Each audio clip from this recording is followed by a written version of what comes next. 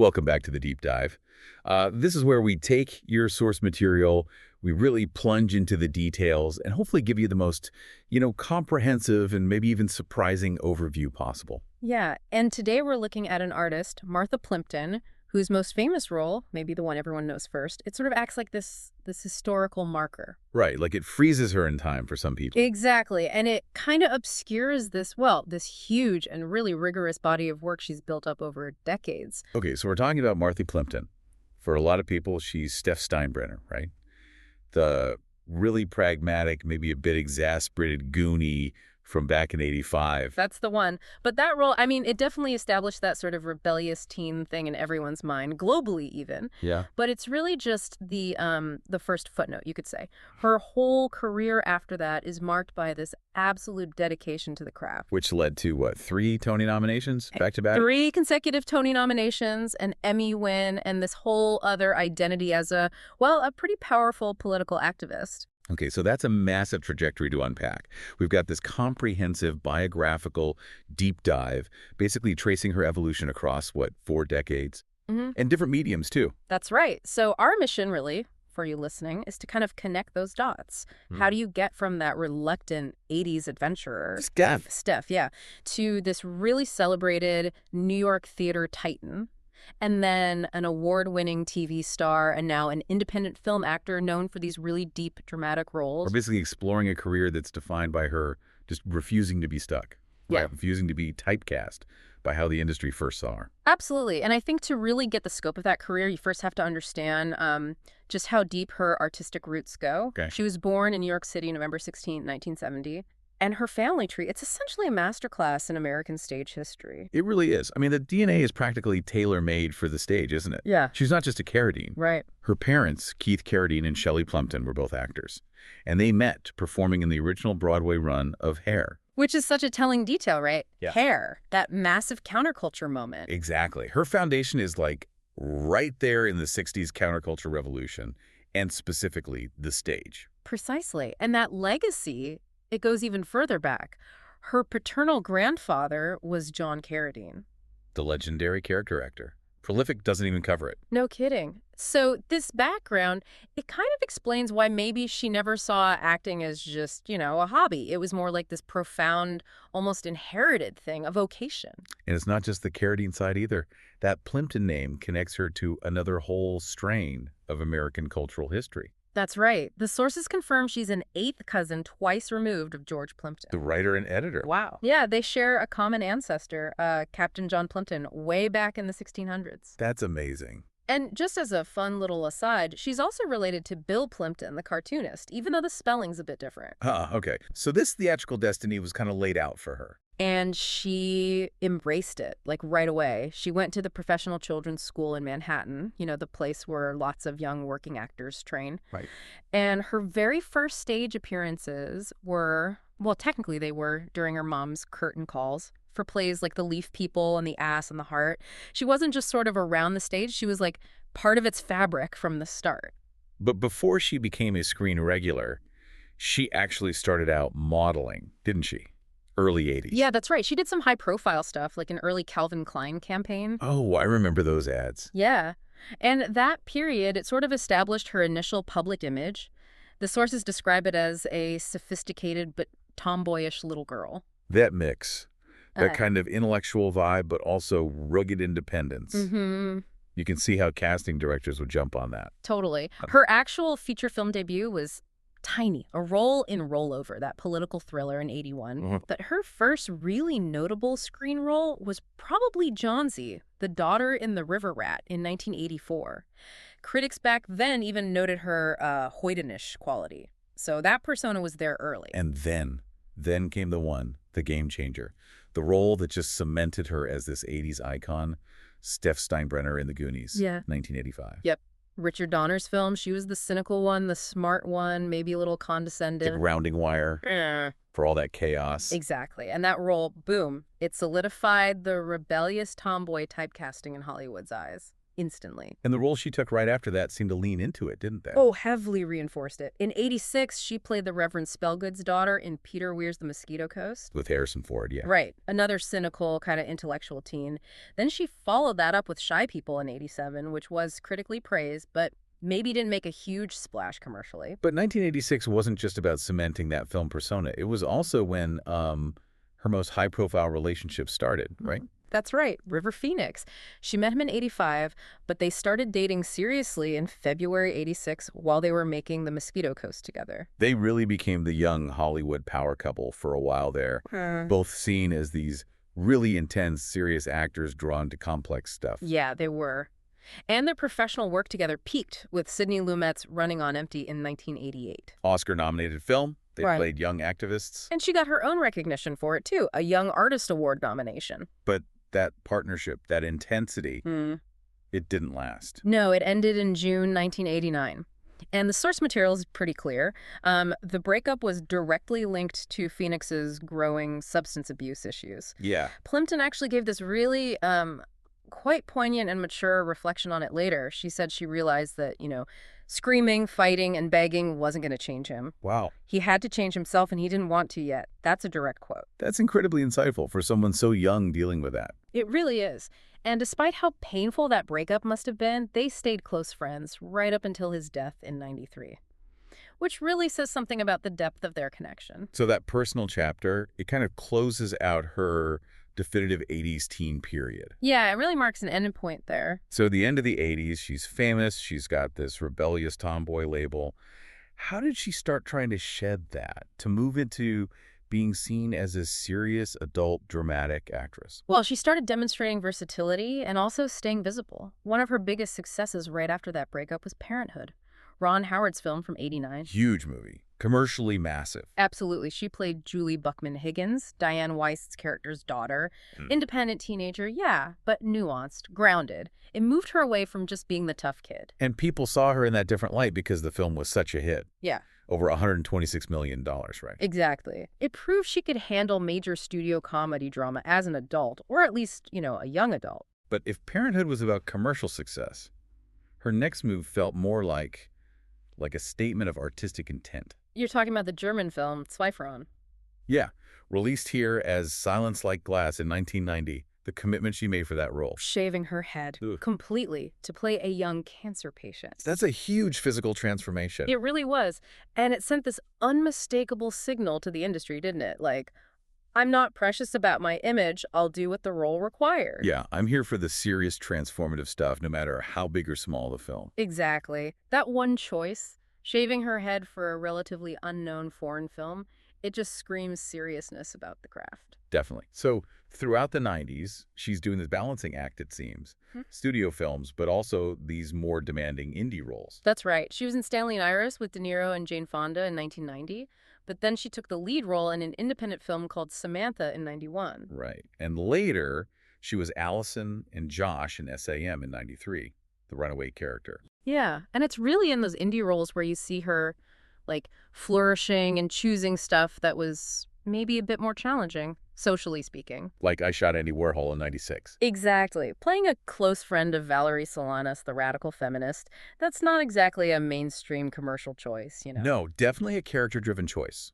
Aligning herself with complex, maybe even controversial stories. And even when the films themselves weren't maybe huge hits, she was getting noticed. Like in 200 Cigarettes in '99. Right, the ensemble film. Critics apparently singled her out. Yeah, her performance as Monica, described as a bundle of neuroses, they said she got genuine laughs, even though the film itself got kind of panned. So she's proving she can do deep character work, comedy, drama, way beyond those early teen roles. And while she's balancing all this film work, she's also dipping her toes into television. Though maybe the first attempts didn't quite take off into long-running shows. How was that? There was a Showtime thing. Yeah, The Defenders. Payback in 1997, a TV movie. She played MJ Preston, granddaughter of the original E.G. Marshall character, Lawrence Preston. Okay, so the idea was probably to spin that off, right? Leverage her status for a new series. That seems to have been the plan.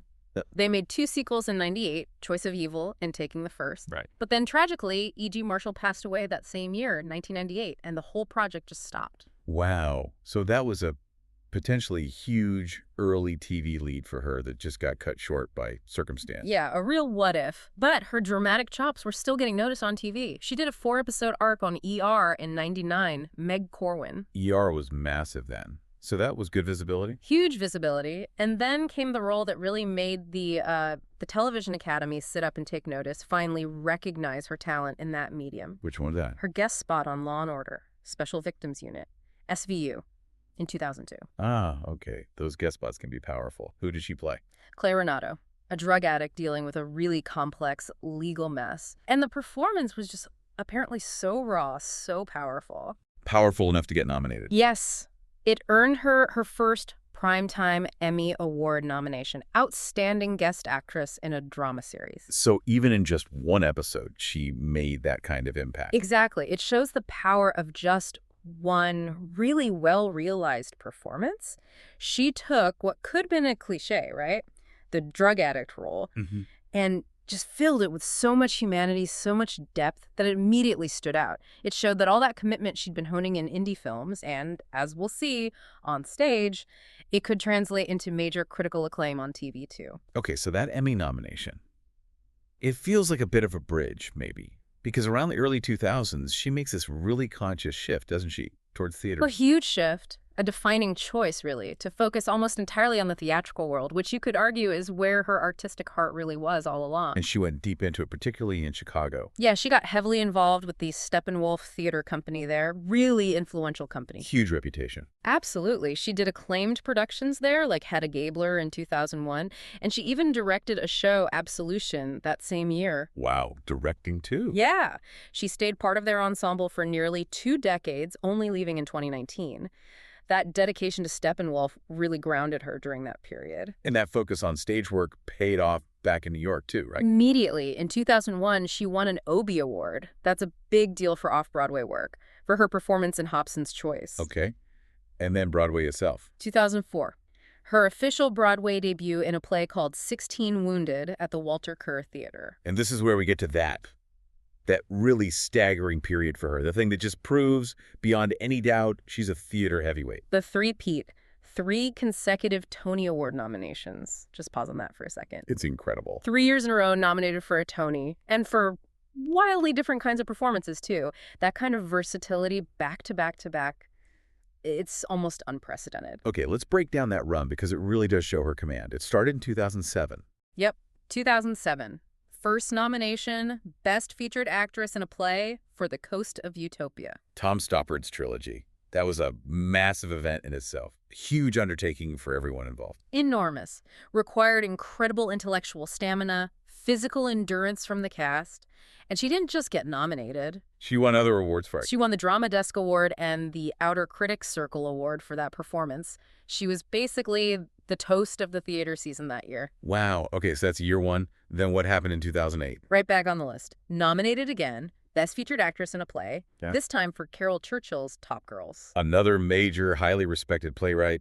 Feminist classic. Exactly, at the Biltmore Theater. So 2 years, 2 major drama nominations. Okay, and then the third year. This is the one that really shows the range. This is the curveball, 2009. 3rd consecutive Tony nomination, but Best Featured Actress in a Musical. A musical, which one? Gladys Bumps in the revival of Pal Joey at the Roundabout. So she goes from intense Stoppard, intense Carol Churchill to singing and dancing as Gladys Bumps in a classic musical in 3 years. It's extraordinary range, isn't it? And critics saw it too. Ben Brantley at the New York Times called her performance ever daring. He praised her, been there, frowsy sensuality, and even confirmed she had a more than passable voice for it.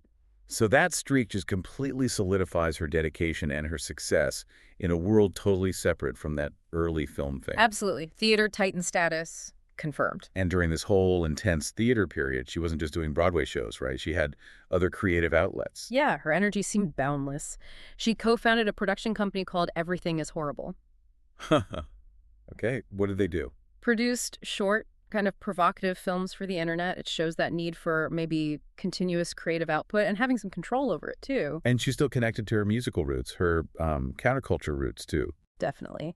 In 2010, she did this really well-received one-woman show, Martha Plimpton Sings, part of the Lincoln Center's American Songbook series. What was it about? It explored her growing up in 1970s New York City, have her unique brand of cultural commentary, and she even performed John Lennon's really controversial song, Woman is the Nigger of the World. Wow, that's a choice. Bold. Very bold. And she's also a known Bruce Springsteen fan, which kind of fits, right? That love of American rock poetry, storytelling. Did she perform his stuff too? Yeah, she did a duet of Hungry Heart with Lucy Wainwright Roche back in 2008, and later sang Thunder Road on public radio on Studio 360 in 2010. That thread of music and stage performance, it's just constant through this whole era. And it's worth noting, too, how invested she became in the actual institutions of New York theater and culture during this time. Yeah, the sources mention she's on the board of directors of the Players. That historic club, founded by Edwin Booth way back when. That's the one. Founded in 1888, it's like her whole life became interwoven with the deep history of the American stage. So all this visibility, this undeniable credibility she built up over, like, a decade dominating the New York stage, that must have set the stage, so to speak, for her return to TV in a big way. Absolutely. She wasn't just the former child star anymore. She was a 3-time Tony nominee. That carries weight. And that prestige translated pretty directly into TV success, didn't it, with The Good Wife? Immediately. From 2009 to 2013, she got that great recurring role, Patty Nyholm, the opposing attorney who was just so sharp, aggressive, often infuriating. Oh, she was brilliant in that. You'd love to hate her. She appeared across 4 seasons, right? Built up this real rivalry with Juliana Margulies' character. Yeah, and that performance as Patty Nyholm, it was just a masterclass in taking that stage intensity and translating it perfectly for the screen. Nyholm had that sharp legal mind, but also this weirdly deceptive, almost gentle way about her. Until she struck. Exactly, masking this ruthless drive. And her ability to pull off that complexity, which she had obviously honed on stage for years, it finally got her the ultimate TV recognition for that kind of role. The Emmy. The Primetime Emmy Award for Outstanding Guest Actress in a Drama Series in 2012. Totally deserved. She could just steal every scene she was in, even with limited screen time. So winning an Emmy right after that Tony nomination streak, she must have been a really hot commodity for a network lead role then. Prime target. And sure enough, November 2009, she signs on for the main role of Virginia Chance in the Fox sitcom Raising Hope. Right. That premiered in 2010, ran for 4 seasons, 88 episodes. That was a big hit for Fox. And it was a huge shift for her, wasn't it? Going from intense courtroom drama and, highbrow theater straight into this working-class single-camera sitcom. Yeah. How was that received? Critically. Overwhelmingly positive right from the start. The New York Times didn't just praise the show. They specifically said Plimpton was the main reason it was so promising. Wow. High praise. Yeah, they saw that her star power, but also her grounding sincerity, just lifted the whole comedy ensemble. And her performance as Virginia, tough, pragmatic, but also really loving it, brought her this huge mainstream recognition. Again, probably unlike anything since the Goonies, right? Definitely. It proved her versatility wasn't just theoretical, it was commercially viable across pretty much every genre. And awards followed for that, too. Yep. Nominated for the Primetime Emmy for Outstanding Lead Actress in a Comedy Series in 2011, and she won the Satellite Award for Best Actress in a TV musical or comedy that same year. But even with all this major TV success happening, she didn't abandon the stage. Not at all. Her loyalty there seemed unshaken. In 2014, just as Raising Hope was ending, when she was arguably at her peak of TV fame, she went right back to Broadway. To do what? Starred in the revival of Edward Albee's A Delicate Balance, a really demanding play. Wow. Who was she on stage with? Giants. Glenn Close and John Lithgow. She played Julia. So even at the height of TV fame, she's choosing to go back and share the stage with Close and Lithgow in an LB play. That says everything, doesn't it? It really does. The stage wasn't a stepping stone to Hollywood for her. It was like her home base. She kept going back to keep those dramatic muscles strong. Did she do another sitcom after Raising Hope? She did. She starred as Eileen O'Neill in The Real O'Neills on ABC from 2016 to 2017, so she still had that mainstream appeal. And then she branched out even further. Voice work. Yeah, broaden the resume again. She voiced Yelena in Frozen 2 in 2019, Disney's massive hit. Okay. And just a couple of fun footnotes from that decade. Didn't she sing at a World Series game? Yeah. During her Raising Hope success, she sang God Bless America during the 7th inning stretch, Game 3 of the 2010 World Series in Texas. Nice. And still doing literary stuff, too. Audiobooks? Yep. Narrated Chuck Palahniuk's novel diary, which is unsettling, fits her taste for darker stuff, maybe. It was just a decade of incredible output across every possible medium for her. So moving into this current decade, the 2020s, Right. it feels like there's another shift, maybe, towards really intense independent drama. I think that's fair to say. A definite shift toward, intense indie fare, often focusing on these deep character studies rather than big commercial projects. And the prime example of that has to be Mass, right? Yeah. The 2021 film. Oh, absolutely. Mass, it's a tough watch. It's basically just two sets of parents meeting in a room years after a horrific school shooting tragedy that involved their sons. Almost entirely dialogue, relying on just raw emotion and reaction. Exactly. And her performance as Gail Perry, one of the mothers. It was just universally praised for its gravity, its sincerity. She got a bunch of critics nominations for it. Like the Dorian Award, San Diego Film Critic. Yeah, but what's really crucial about Mass is how the recognition focused on the collective effort. The Robert Altman Award at the Independent Spirits. Exactly, which she shared with the director, the writer, and the rest of the ensemble cast. That award specifically highlights collective storytelling. It perfectly mirrors her own, deeply theatrical belief that the ensemble is everything. That makes sense. And she's adapted to the streaming era pretty well, too, taking roles in different kinds of TV projects. Yeah, she keeps working steadily. She played a conservative mom in that HBO dramedy generation, though it only lasted one season. Right. And she had a lead role in Sprung in 2022. Yep, the comedy series Sprung. Played Barb. And most recently, she was in that big HBO miniseries, The Regime, wasn't she? That's right, 2024, star-studded cast. Shows she's still very much in the mix for that high-end prestige drama. And she's got more coming up, miniseries, films. Yeah, several projects listed. Miniseries called Prime Target and Task, a completed film called Sovereign, and the sources also mention her primary residence is now London. London. Interesting. Maybe echoing that early German film experience, that international focus. Could be. A new chapter, perhaps. Okay, so parallel to this whole incredible artistic career, we absolutely have to talk about the other defining aspect of her public life, her political activism. Yeah, you really can't understand the full picture without it. It's been decades long and deeply committed. She's primarily known as an abortion rights campaigner. Right. And very outspoken about it. Extremely outspoken. And it's not new. Like you said, she's been politically active on this since she was a teenager. She lobbies Congress for Planned Parenthood. She's on the board of A is For. What's A is For? It's an organization that works to advance women's rights in the media, challenge stigma. And her advocacy is notable for being really personal, really direct. Incredibly frank, yeah. Directly challenging the shame and stigma around reproductive health care. In 2014, she wrote this major article, basically in response to two Supreme Court decisions that year. Which ones were those? Burwell v. Hobby Lobby. Right, the contraception coverage case for corporations. And McCullen v. Coakley, which was about buffer zones around abortion clinics. Okay, so in response to those, which she saw as chipping away at rights. Exactly. She decided to share something incredibly personal. The fact that she herself has had multiple abortions. Wow.